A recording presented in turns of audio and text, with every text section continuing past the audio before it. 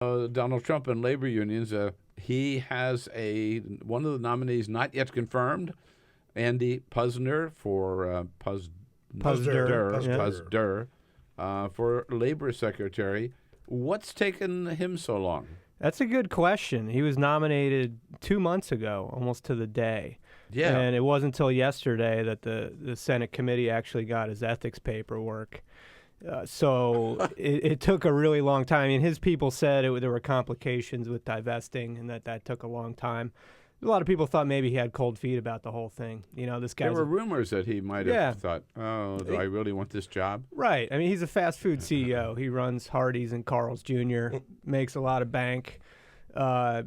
Seen no real indication that this was, a real interest he had. But he has been really outspoken about labor policy, which I think is why he ended up getting the nod from Trump. But yeah, I think it's going to be a really good show. Actually, the confirmation hearing next week.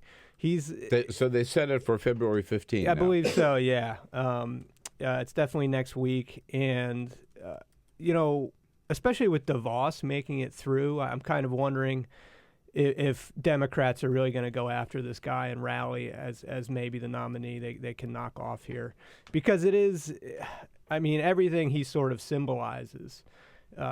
Again, he's a fast food CEO who's going to be tasked with enforcing labor law and protecting workers, including fast food workers. His chains have a long history of labor law violations that he'd be the watchdog enforcing. And, the Democrats have been trotting out Hardee's and Carl's Jr. workers. They've just really been pounding on this guy. And, I wonder if they're going to, stay strong along party line and maybe even manage to pick off a few Republicans. I mean, right. they would need 3 to sink them. But I do think it's going to be a fight, especially knowing that DeVos made it through. Right. Does he pay a minimum wage to his workers? A lot of them, yeah. Yeah, minimum wage being $7.25, depending on what state you're in. Yeah, I mean, one interesting thing, I got all these investigations from the Labor Department that were done in Hardee's and Carl's Jr. stores, and some of them were fascinating, but a lot of them were just not surprising to me. If you've ever looked at what goes on at fast food restaurants, so much of it was off the clock work where. Late in the day, things have slowed down. Payroll is tight for the managers, so they literally clock the workers out, even though they continue working. So they don't get paid for the last 2 hours of the day. Saw a lot of that. Also saw one case where when things got slow, the Hardee's manager would tell people to clock out and go sit in the parking lot. And then once more customers showed up, they'd go out, tell them to come back in and clock back in. This, by the way, is shocking, right? But it's not uncommon. It's par for the course. Yeah, it's and out that's, there. That's the point with this guy that I've been trying to make to people is people are talking about, is Hardee's and Carl's Jr., are they better or worse than McDonald's? I'm like, look, that's beside the point. Okay, the point is these are industry practices. Yep. Okay.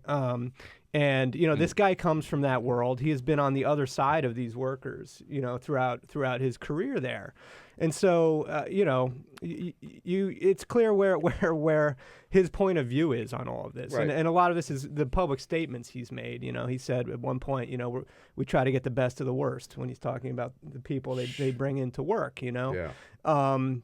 He said some things that I think show a hint of disdain almost for the people who are flipping the burgers and serving the food. And in terms of any increase in the minimum wage to $12 or $15 an hour, he's he is not opposed to the minimum wage in principle. He has said that he's okay with it. He's okay with modest increases.